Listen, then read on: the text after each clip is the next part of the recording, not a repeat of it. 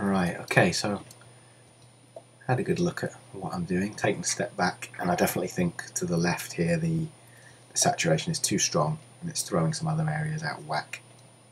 So let's use some digital evil and sort that out. So a new layer,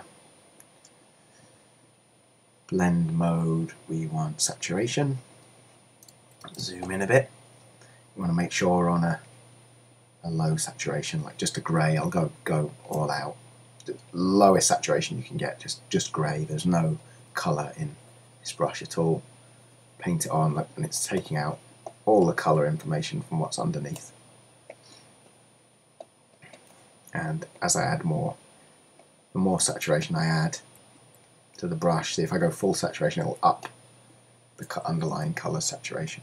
So I want to just kind of feather my my deep grey, my really grey areas. I want to just feather it a little bit less dramatic with some kind of slightly more saturated colour.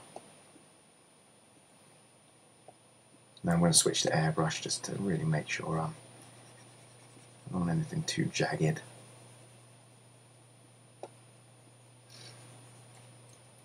So that's taken out that really bluey area. Tell you what, I'm going to use the airbrush some more. Just quite a subtle effect when you use the airbrush. But the great thing is I can now drop the opacity of this effect so it becomes more subtle.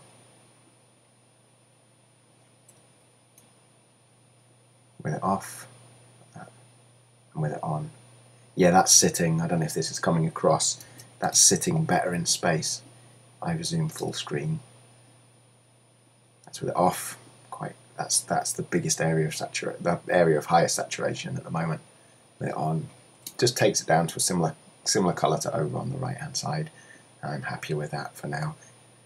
Sometimes it's okay to plough ahead with things like that, and you can paint them out as you go. Other times, like now, it's just bugging me, so I got rid of it. Okay, so here we are, still working on this Beorning settlement image. It's a night has passed since I was last working on it, so I've had some time away, which is always good. You can come back fresh. What I've done, you can see I've flipped the image back to its original orientation. I've got the original sketch here next to it. ArtRage has a very handy feature where you can open images as reference images and they just float on top. So that's handy. I've also got open my photographs of the Lochte Cranog. That's my photograph that I took. And a photograph here of some Irish roundhouses. That's not my photo. Let me just grab the name of the photographer. To be fair, that's P.O. Toole from John Hines Studios. This is quite an old postcard that I'm using. But hey, credit where it's due.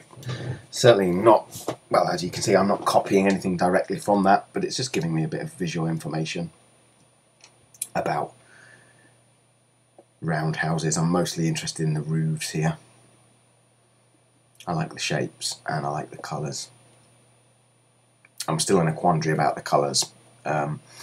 These are quite grey, you know, it's a very grey brown, and I'm not sure how, whilst I like my greys and I like my browns, I'm not quite sure how well that's going to fit in this image if I go wholly in that direction. But anyway, less of that. So here we've got my image. I've done a little bit more work since I last saw it. There's a few things I want to change. These little windows up here, whatever you want to call them, these sort of gables, are not in the right places. I'm going to mess about with those and move those around.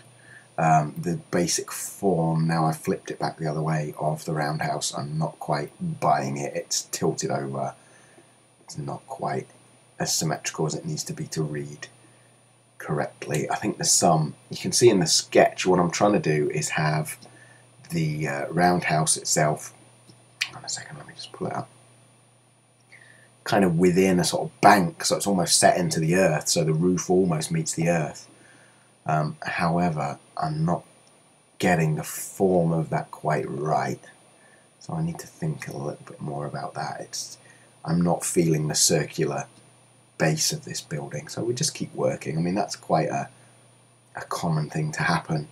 A sketch done in the kind of way I sketch, quite unresolved, allows for a lot of there's a lot of closure on the part of the viewer fills in a lot of gaps. But once you start more tight rendering like I've got here, then you need to really answer some questions that are thrown up, and work a bit harder to make the shapes read in 3 dimensions. So I'm mostly happy. There's a few things I want to change. I'm not sure now about this general tilt off to the left. Certainly this gate here in the centre. I think this left-hand area, I don't quite buy the shape of that it's on such a tilt. So we'll adjust that. Basically anything that kind of stands out and makes me think, you know, when I try and put myself in the viewer's shoes, and I'm thinking, well, why is that like that? Why isn't it flattened out? You know, why have they done that? If it's not adding to the effect that I want, and it's not telling the story I want, then it needs to be changed. I don't think it'll take a huge amount of work to just bring that onto a bit less of a slope, but it just seems worth doing. You know, I don't want to draw attention to that instead of the overall feel.